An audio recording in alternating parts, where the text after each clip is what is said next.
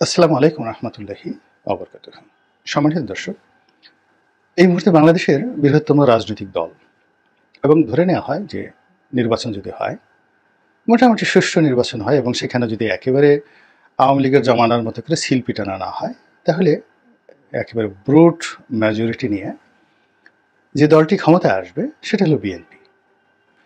আর যদি আইনশৃঙ্খলা রক্ষাকারী বাহিনী ঠিকমতো কাজ না করে এবং ঠিক নির্বাচনের মাঠটিকে ছেড়ে দেওয়া হয় আল্লাহর হস্তে, তাহলে বাংলাদেশের ৩০০ আসনে মোটামুটি মাশাল্লাহ বিএনপির প্রার্থীরাই সেখান থেকে ব্যালট বাক্স পূর্ণ করে সংসদে ৩০০ আসন পাওয়ার রেকর্ড তারা তৈরি করে ফেলবে। দু একটা জায়গাতে হাতে গোনা দুর্ঘটনা ঘটে কেউ হলেও হতে পারে, কিন্তু নর্মালি যেটা ব্যাপার হচ্ছে সেটা হলো এখন পুরো জনপদ, মানে প্রতিটি নির্বাচনী এলাকায় নেতা কর্মী থেকে শুরু করে সেখানকার যে রাজনৈতিক উইংসগুলো রয়েছে এগুলো এখন সব বিএনপির দখলে। ফলে বিএনপির এই শক্তিমত্তাকে চ্যালেঞ্জ করে কোনো রাজনৈতিক দল, কোনো স্থানীয় যাকে বলা হয় গুন্ডা পান্ডা থেকে শুরু করে প্রশাসনের কেউ এই মুহূর্তে বিএনপির সাথে দ্বন্দ্ব এবং সংঘাতে জড়াবে না। এটি হলো বাস্তবতা।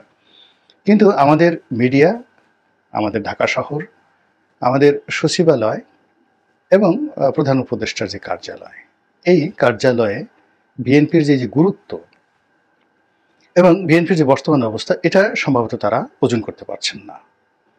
দ্বিতীয়ত, এখানে এই মুহূর্তে যারা ক্ষমতায় আছেন তারা যাদেরকে মনে করেন যে অ্যাপয়েন্টি, মানে তাদেরকে যারা নিয়োগ দিয়েছেন, তারা হলেন সমন্বয়ক। আমাদের যে জুলাই আগস্ট বিপ্লব হলো, এটি যে ছাত্র আন্দোলন এবং জনতার সম্মিলিত যে আন্দোলনের নেপথ্যে আশেপাশে সকল রাজনৈতিক দল, সাধারণ মানুষ থেকে শুরু করে একেবারে সর্বস্তরের, আমার কাছে তো মনে হয় যে প্রকৃতির যে অবোধ যে প্রাণীগুলো রয়েছে, সেই চড়াই, শালিক, তারপর শেষে যা আছে সবাই সাহায্যকারী শক্তি হিসেবে এই আন্দোলনকে বেগবান করেছে, এতে কোনো সন্দেহ নেই। তো যাই হোক, যারা আন্দোলনের মাঠে ছিলেন তাদের সবারই ওই দিন একটি প্রাকৃতিক শক্তি এসে গিয়েছিল। ৫ তারিখে, ৪ তারিখে, ৩ তারিখে এই শক্তি সাধারণত তাদের কখনোই ছিল না। এখন সার্জিসের কথা চিন্তা করেন, হাসনাতের কথা চিন্তা করেন, মাহফুজের কথা চিন্তা করেন, বা যারা মন্ত্রী পরিষদে যে দুজন গিয়েছেন মানে উপদেষ্টা মণ্ডলীতে, তাদের কথা চিন্তা করেন। আমরা তাদেরকে চিনতাম না। তাদের সাহস, তাদের শক্তি, তাদের প্রজ্ঞা, তাদের মেধা জাতীয় রাজনীতিতে কখনোই ছাত্রনেতা রূপে কাউন্টেবল তো দূরের কথা, দৃশ্যমানে ছিল না। তারপর তাদের পরিবার, মানে তারা যে পরিবারের সন্তান, সেই পরিবারের তাদের পিতা মাতা থেকে শুরু করে সবাই, কেউ নিম্নবিত্ত পরিবার, কেউ সাধারণ পরিবারের সন্তান। কিন্তু কি হলো, জুলাই মাসের একেবারে ১ তারিখ থেকে, কিংবা জুলাই মাস নয়, ঠিক জুলাই মাসের শেষ সপ্তাহ থেকে এবং আগস্ট মাসের ১ তারিখ থেকে এই সকল নেতৃবৃন্দ, তাদের মধ্যে একটা প্রাকৃতিক শক্তি ভর করেছিল এবং এটিকে আমি বলবো ঐশ্বরিক শক্তি। কখনো কখনো ঐশ্বরিক শক্তি মানুষকে মহামানব বানিয়ে ফেলে ওই সময়ের জন্য, কিন্তু পরবর্তীতে আর আসলে সেই শক্তিটা থাকে না। কেমন থাকে না? একটা বিখ্যাত হাদিস এখানে আমি বর্ণনা করি। আল্লাহ রাসূল সাল্লাল্লাহু আলাইহি সাল্লাম খাইবার যে বিজয়ের জন্য, ইহুদিদের যে গ্রাম খাইবার দুর্গ, তো এটি বিজয়ের জন্য বারবার চেষ্টা করছিলেন, কিন্তু পারছেন না। কয়েকদিন ধরে ক্রমাগত প্রতিদিনই নেতৃত্ব দিচ্ছেন এবং ওখানে ইহুদিরা সেই দুর্গের মধ্যে আশ্রয় নিয়েছে। দুর্গের যে গেট অত্যন্ত শক্তিশালী গেট ছিল, মূল গেট ছিল। তো এখন সেই সবাই হতাশ হয়ে গেছে যে আমরা কয়েকদিন যাবত চেষ্টা করছি, দুর্গ ভাঙতে পারছি না, ঢুকতে পারছি না, ইহুদিরা সেখানে নিরাপদ আছে। তো আল্লাহ রাসূল সাল্লাল্লাহু আলাইহি সাল্লাম বললেন যে আগামীকাল আমি এই যুদ্ধের ভার এমন একজনের হাতে দেব যার নেতৃত্বে তোমাদের বিজয় হবে। তো দেখা গেল সবাই উদ্গ্রীব, কার হাতে দেয়। ফলে দেখা গেল হযরত আলী রাদিয়াল্লাহু তাআলা আনহুর হাতে নেতৃত্ব তিনি দিলেন যে আজকের যুদ্ধ তিনি পরিচালনা করবেন। তো হযরত আলী রাদিয়াল্লাহু তাআলা আনহু সেদিন যুদ্ধ পরিচালনা করলেন এবং দুর্গ জয় করলেন এবং দুর্গের যে মেইন গেটটি, সেই মেইন গেটটি টান দিয়ে তিনি তাকে বলে একদম ফেলে দিলেন এবং কোনো কোনো জায়গায় বা কোনো কোনো রেওয়াতে আছেন যে তিনি সেই দুর্গের যে দরজাটি এটি ঢাল হিসেবে ব্যবহার করেছিলেন। তারপর পরবর্তীতে সেটা যখন ফেলে দেওয়া হলো যুদ্ধ বিজয়ের পরে, বেশ কয়েকজন সাহাবী গিয়ে সেই ঢালটি মানে বা সেই দুর্গের দরজাটি নাড়ানোর চেষ্টা করলো, কিন্তু তারা সেটা নাড়াতে পারেনি।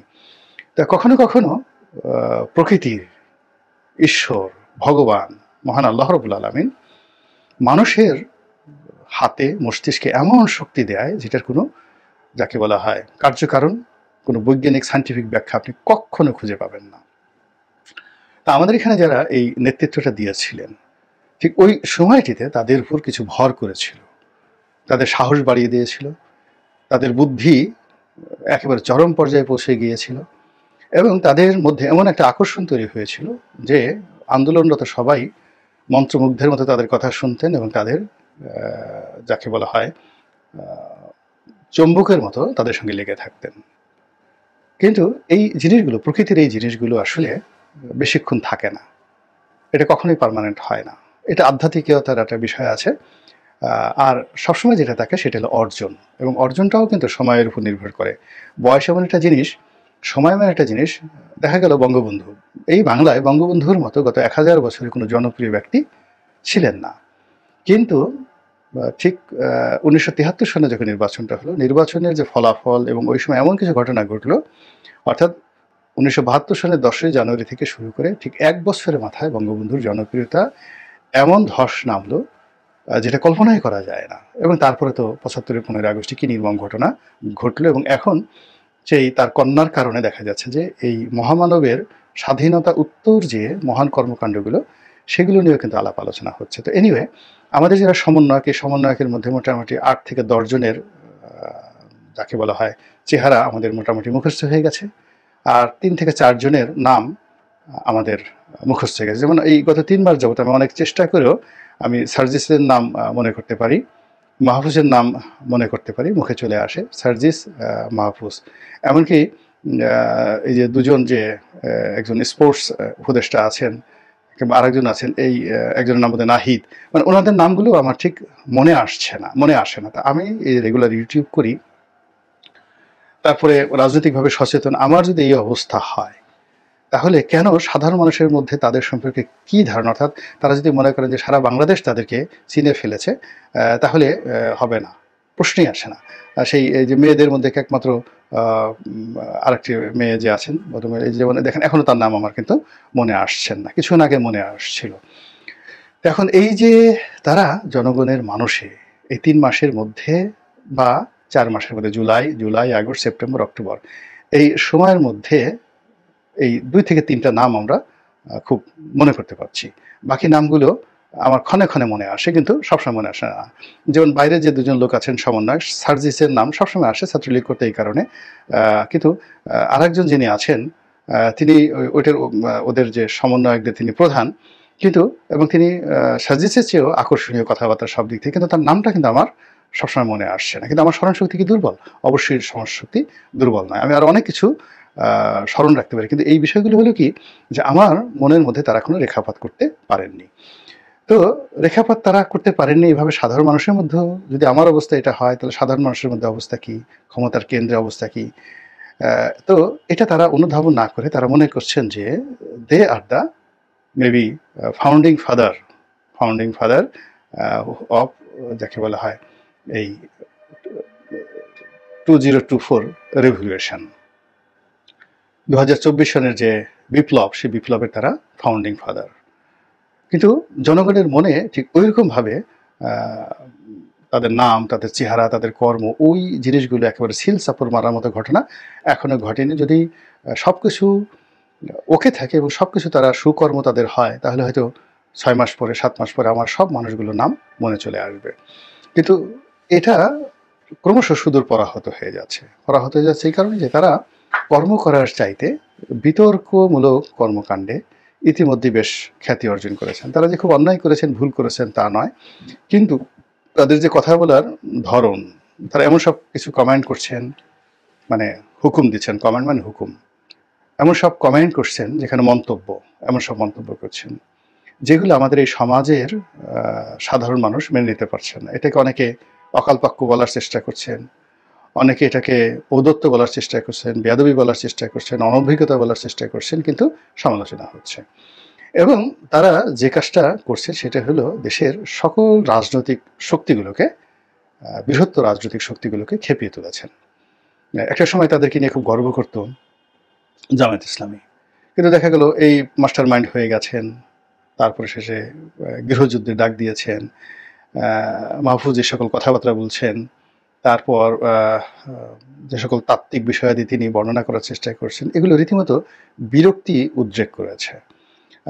তার সম্পর্কে যে ইতিবাচক ধারণা আসবে, শ্রদ্ধা আসবে, তার পরিবর্তে বিরক্তি আসছে। এবং নেতা বা অন্য যারা আছেন তারা যদি বিরক্তির পর্যায়ে চলে যান, তাহলে তাদের যে অবস্থা হয়ে যায় প্রকৃতিতে যারা বিরক্তি উৎপন্ন করেন। যেমন প্রকৃতিতে অনেক লোক আছেন, বাঘ দেখলে আপনার ভয় লাগবে, সিংহ দেখলে আপনার ভয় লাগবে। ভয় অর্থাৎ ভয় হলো সম্মান সহকারে ভয়। আর আপনি যদি সাপ দেখেন তাহলে আপনি আতঙ্কগ্রস্ত হয়ে পড়বেন, আপনার হৃদয় অন্যরকম করবে।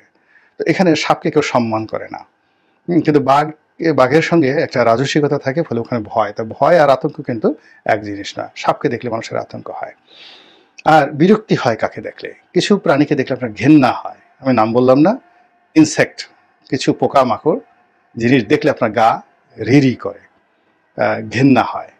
আর কিছু জিনিস দেখলে বা তাদের আচরণে আপনার ভীষণ রকম বিরক্ত হয়। এক সময় মনে হয় নিজের গলা নিজে কেটে ফেলি। যেমন মাছি এসে এমনভাবে ভ্যান ভ্যান শব্দ করবে, ভো ভো শব্দ করবে, এবং আপনার নাকের উপর পড়বে, মুখের উপর পড়বে, খাবারের উপর পড়বে, এমনকি আপনার মলমূত্রের উপর পড়বে। এই জিনিসগুলো বিরক্তি উৎপন্ন করে। এবং অনেক সময় দেখা গেল এই মাছি মারতে গিয়ে মানুষ নিজের গালে পর্যন্ত থাপ্পড় মেরে ফেলে। মশার ক্ষেত্রে একই অবস্থা। তো যখন কোনো একটা মানুষ ভালো পদে থেকে বিরক্তি উৎপন্ন করে, এটা তার জন্য সবচেয়ে অবমাননাকর। তিনি ঘৃণার পাত্র হন, ভয় সৃষ্টি করেন, আতঙ্ক সৃষ্টি করেন, সেটা একরকম। কিন্তু যদি বিরক্তি তৈরি হয়, তাহলে সেটার প্রতিক্রিয়া কিন্তু তার জন্য খুবই নিকৃষ্ট মানের হয়ে যায়। তো এখন এখানে সবচেয়ে বড় ব্যাপার হলো যে এই যে যারা সমন্বয়ক আছেন, তারা আতঙ্ক সৃষ্টি করছেন না, ভয় সৃষ্টি করছেন না, ক্ষতি করছেন না, কিন্তু বিরক্তি তৈরি করে ফেলছেন। এবং এটাই হলো বাস্তবতা। এবং এই বিরক্তি হলো তারা একবার বিএনপির বিরুদ্ধে লাগছেন, একবার জামাতের বিরুদ্ধে লাগছেন, একবার আওয়ামী লীগের বিরুদ্ধে লাগছেন, এবং যখন যেভাবে মুখে আসে ফ্রি স্টাইলে সবাইকে সব কথা বলে যাচ্ছেন। যে কথা তাদের মুখে মানায় না সে কথা বলছেন। যে ইতিহাস তারা জানেন না সেই ইতিহাসে তারা অধ্যাপক হওয়ার চেষ্টা করছেন। যে ইতিহাস সম্পর্কে তাদের কোনো ধারণা নেই, সেই ইতিহাসের তারা দার্শনিক সাজার চেষ্টা করছেন। তো এইগুলোর ফলে কি হচ্ছে, একটা বিরক্তি সৃষ্টি হয়েছে। এবং এখানে তাদের জন্য আলটিমেটলি তাদের জন্য সবচেয়ে ভালো বন্ধু যেটা বললাম, এবং সবচেয়ে আশ্রয়দাতা যে দলটি হবে সেটি হলো বিএনপি। এর কারণ হলো তাদের যে শত্রু, যাদেরকে তারা উচ্ছেদ করেছে, সেটা হলো আওয়ামী লীগ। এখন আওয়ামী লীগ হয়তো ২-৪-১০ বছরে রাজনৈতিকভাবে প্রতিষ্ঠা পাবে না, কিন্তু তাদের অর্থ আছে, অস্ত্র আছে, ক্ষমতা আছে, এবং সামাজিক তাদের একটা স্বীকৃতি আছে। তো সেই সামাজিক স্বীকৃতি নিয়ে এই যে এখন যারা আন্দোলনের সঙ্গে সারা বাংলাদেশে জড়িত, এই গরম ভাব আজ থেকে ৬ মাস পরে থাকবে না। কিন্তু ওই যে সমাজের যারা প্রভাবশালী যারা লোকজন রয়েছেন, তারা যাকে বলা হয় ওই ছাত্রদেরকে যখন তাদের স্থানীয়ভাবে প্রেশার ক্রিয়েট করবে, তখন ওটা সামাল দেওয়ার মতো অবস্থা তাদের থাকবে না। জাস্ট একটা ছোট উদাহরণ দিই। যেমন ধরুন, ঢাকা বিশ্ববিদ্যালয়ের সানাউল হক নিরু এক সময়ের খুব নামকরা ছাত্রনেতা ছিলেন। এখন বিএনপির কোনো পদবিতে নেই, কিছু নেই। কিন্তু once upon a time he was a gangster, he was a superstar, he was a grand leader. যেভাবে বলেন না কেন, অস্ত্রবাজি বলেন, মাস্তানি বলেন, সব কিছু বলেন। এখন সে একেবারে ভদ্রলোক, সারাদিন আল্লাহ বিল্লাহ করেন, নামাজ কালাম পড়েন, সব কিছু করেন। কিন্তু বিএনপির একজন প্রভাবশালী নেতার কথাই চিন্তা করেন, একটা সবচেয়ে প্রভাবশালী নেতা মির্জা আব্বাসের কথা চিন্তা করেন, কিংবা আমানুল্লাহ আমানের কথা চিন্তা করেন। তাদের একটু বলেন তো যে নিরু সাহেবের বাসায় গিয়ে তাকে একটা গালি দিয়ে আসার জন্য পারবেন না, কেউ পারবেন না। আবার আওয়ামী লীগের একই অবস্থা চিন্তা করেন। আপনি দেখেন এই যে শাহজাহান খান সাহেব সেই 7 বারের বা 8 বারের এমপি, তিনি বলছেন যে কোর্টকে সে ধমক দিচ্ছেন যে আমাকে কেন হ্যান্ডকাপ পরানো হয়েছে। আমি 7 বারের এমপি, আমার বাবা ছিলেন 3 বারের এমপি, 10 বছর 50 বছর যাবত আমরা এই বাংলাদেশে এস্টাবলিশড। আমি এমন কি করেছি যে আমাকে হ্যান্ডকাপ পরে এখানে আনতে হবে, সঙ্গে সঙ্গে দেখেন হ্যান্ডকাপ খোলা হয়ে গেছে, এখন আর কাউকে হ্যান্ডকাপ পরানো হচ্ছে না। আপনি দেখেন হাসানুল হক ইনু, আপনি রাগ হয়ে যান তার সামনে, চোখের দিকে তাকিয়ে দেখেন, রাশেদ খান মেননের দিকে তাকিয়ে দেখেন, আপনি সালাম না দিয়ে পারবেন না। দিস ইজ লিডারশিপ, নেতৃত্ব। এখন সেই নেতৃত্বটা আওয়ামী লীগের মধ্যে আছে, বিএনপির মধ্যে আছে। আর বিএনপি যেহেতু এখন সুসময়, এখন আওয়ামী লীগের এই যে থ্রেট, আওয়ামী লীগের এই যে ভবিষ্যৎ অপারেশন, এগুলো থেকে যদি সমন্বয়কদেরকে বাঁচতে হয়, তাদেরকে একটা কাউন্টার লাগবে। তারা নিজেরা স্বয়ংসম্পূর্ণ হতে পারেনি এবং পারবেও না, এটা সম্ভব নয়। নেতৃত্ব অনেক জিনিস, আমরা অনেকে অনেক কিছু জানি। আমি নিজের জীবন থেকে বলি, ধরেন কর্মজীবনে মোটামুটি আমি যখন রাজনীতিতে এসেছি 2001 সনে ইলেকশন করার জন্য, তো কত বছর হলো, 25 বছর হয়ে গেছে। তারপরে এমপি হয়েছি, নির্বাচন করেছি, তিনটা নির্বাচন করেছি। তো সেই নির্বাচন করার পরে আমার সফলতা, এমপি হওয়া, তারপর বিভিন্ন মানুষের সেই পাত্তা দেওয়া, এবং দলে যেমন বিএনপিতে যদি কেউ তারেক রহমান সাহেব কাউকে পছন্দ করেন, তার কিন্তু আর কোনো কিছুই দরকার হয় না, পদ পদবি দরকার হয় না, এমনি লোকজন তাকে সেলুট দেয়। তো শেখ হাসিনা যদি কাউকে বুকে জড়িয়ে ধরেন, একত্র ডাকিয়ে খাওয়ান, আদর করেন, তাহলে তার আর আসলে কোনো পদ পদবি দরকার হয় না। কিন্তু আওয়ামী লীগ এবং বিএনপি দুটো দলই, আগে আওয়ামী লীগে বা বিএনপিতে আমি ঠিক এই স্নেহটা শীর্ষ পর্যায় থেকে পেয়েছি। তো পাওয়ার পরে দেখা গেল যে সেখানে ঠিক আমার মধ্যে ওইরকম একটা হামবড়া ভাব অতীতে চলে এসেছে, যেটা আমি এখন বিএনপিতে যে ভুল আমার হচ্ছে না, আওয়ামী লীগ আমার এই ভুলগুলো হয়েছে। তো ভুল হওয়ার পরে কি হলো, সেই হামবড়া ভাব নিয়ে আজকের সেই সমন্বয়কদের মতো আমি সেখানে অনেক মিসফায়ার করেছি, অনেক ছক্কা মারার চেষ্টা করেছি, কোন দরকার ছিল না। ফলে অনেক শত্রু তৈরি করে ফেলেছে, এবং সেই শত্রু যখন ঐক্যবদ্ধ হয়ে আমার প্রতি আক্রমণ করেছে, তখন স্বয়ং শেখ হাসিনাও আমাকে রক্ষা করতে পারেন নাই। এই হলো বাস্তবতা। কাজেই মুখ থাকলেই সব কথা বলা যাবে না, আর যোগ্যতা থাকলেই সব জায়গায় আপনি সব পদ পদবি পেতে পারেন না, যোগ্যতা দিয়ে সবকিছু হয় না। আবার অপরচুনিটি পেলেই সব অপরচুনিটি সবাই ধরে রাখতে পারে না। ফলে এই যে একটা ক্রান্তিকালের মধ্যে হঠাৎ করে গত 3 মাসে যে একটা বিরূপ পরিস্থিতির সৃষ্টি হয়েছে, যে একটা অনুকূল পরিবেশ সৃষ্টি হয়েছে, মানে বিরূপ মানে আওয়ামী লীগের জন্য, আর অনুকূল সমন্বয়কদের জন্য। এটার মধ্যে যদি সমন্বয়করা সমন্বয় করতে না পারেন, এবং তারা এখন যেভাবে বিএনপির সাথে দূরত্ব তৈরি করছেন, এতে বিএনপির কিছুই হবে না, কিন্তু আগামী দিনে সমন্বয়কদের আরো অনেক ডিফিকাল্টিস মোকাবেলা করতে হবে। আল্লাহ আমাদের সবাইকে হেদায়েত দান করুন এবং হেফাজত করুন। আসসালামু আলাইকুম ওয়া রাহমাতুল্লাহি ওয়া বারাকাতুহু।